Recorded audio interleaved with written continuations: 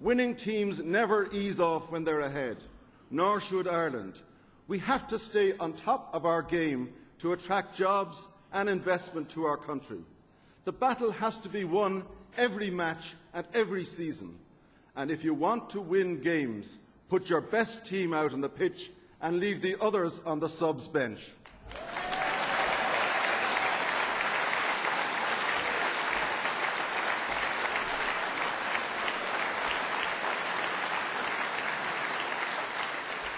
A major challenge for Ireland today and for Ireland tomorrow is environmental sustainability. Ireland must play its part in addressing issues such as CO2 emissions and global warming. Environmental sustainability, however, need not be a negative. Ireland can treat sustainability as an opportunity. The Progressive Democrats have always been the champions of the environment. When Mary Harney was a minister in that department, we created the Environmental Protection Agency. We tackled the coal smog in our cities. We tackled the corrupt Section 4 rezoning scandals. We ended the scandal of planning compensation. And more recently, we've led the way on conservation issues such as the drift net ban when other people wobbled.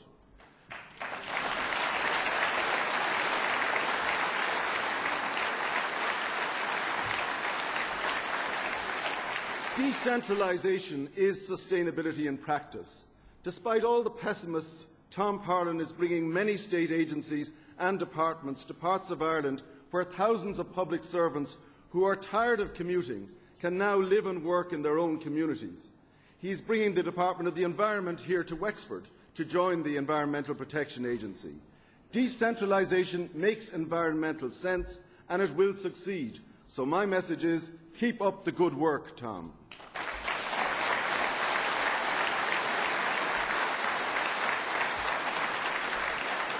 A difference between us and some other parties is that we have always seen our economy and our ecology as allies, not as enemies. We've always understood that developing and growing societies are in a far better position to deal with environmental sustainability than recession-ridden countries. It's often the poorest countries which have the biggest environmental problems. Ireland's response to the challenges of environmental sustainability must not be to turn away from growth and prosperity. Let me give you an example.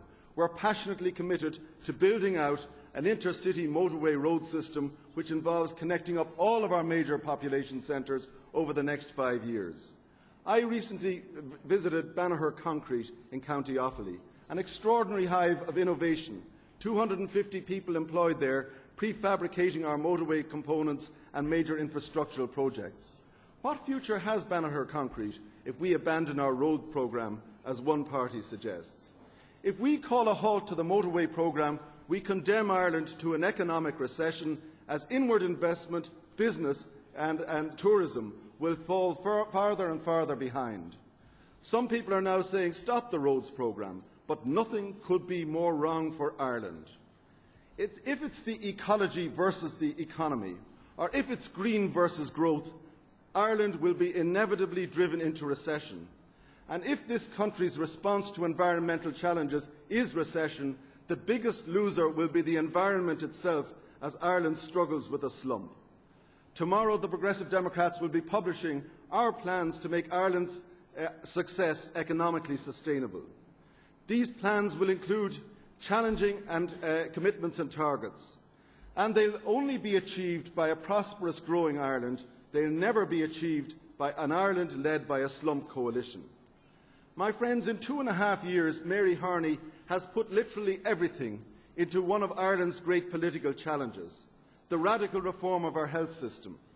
She swept away the antiquated, ineffective health board system which held back progress for so many years. She's established the Health Service Executive under Brendan Drum. She's greatly expanded the availability of the innovative doctor-only medical cards. She's driven forward the National Treatment Purchase Fund, a Progressive Democrats policy which has dramatically cut waiting times for thousands of patients. Hospital by hospital, we're seeing a huge reduction in accident and emergency waiting times already, and next year we'll see this dramatic change in our A&E services completed.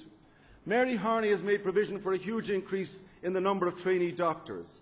She's expanded the role of nurses in prescribing drugs. She's implementing far-reaching reforms of our GP services right across Ireland. She's implementing a system for safer and better nursing homes. She's the first minister to tackle MRSA through audited hygiene standards. She's tackled with courage and commitment the issues of consultants' contracts. She wants to recruit 1,500 more consultants, and she wants to bring common sense to the consultants' common contracts. She's introduced home care packages for the elderly and is bringing an entirely new approach to the long-term care for the elderly so that no one will ever have to sell their home to pay for their own care.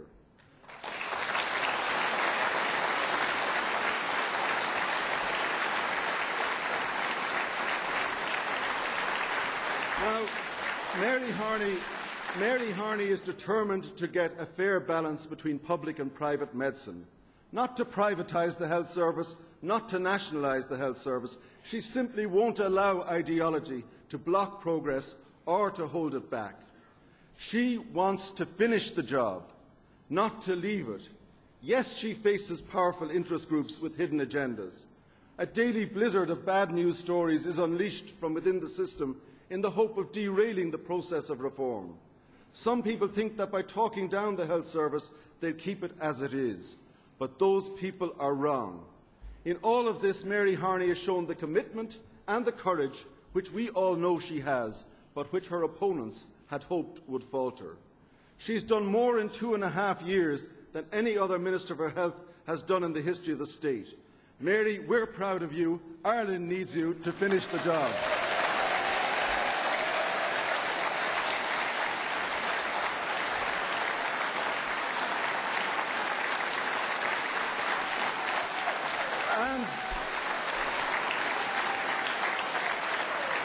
And we're proud too of Tim O'Malley, whose Vision for Change document is transforming the way Ireland cares for those with mental illness. And my advice to you, Tim, is just keep telling it as it is.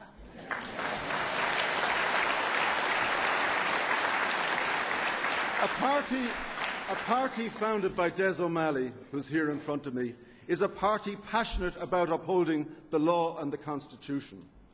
Just as Des had to stand up to the Provos when they started their campaign of murder and mayhem in the 1970s, it fell to me as Minister for Justice to stand up to their campaign of criminality since my appointment. If it hadn't been for this party and the line we took in confronting the Provos, they might well have succeeded in entering the political mainstream while still engaged in organised crime. The St Andrews Agreement to bring about the final implementation of the Good Friday Agreement simply couldn't have occurred if we had not stood firmly for the rule of law. We stood by the Republic, we stand by the Republic, and I would say this to anyone who wants an each-way bet on democratic politics and organised crime: we haven't gone away, you know.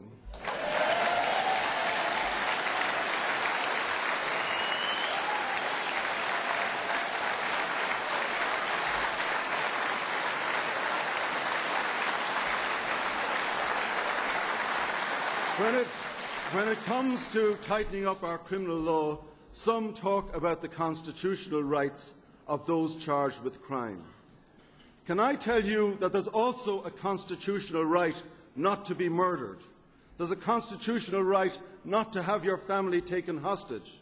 There's a constitutional right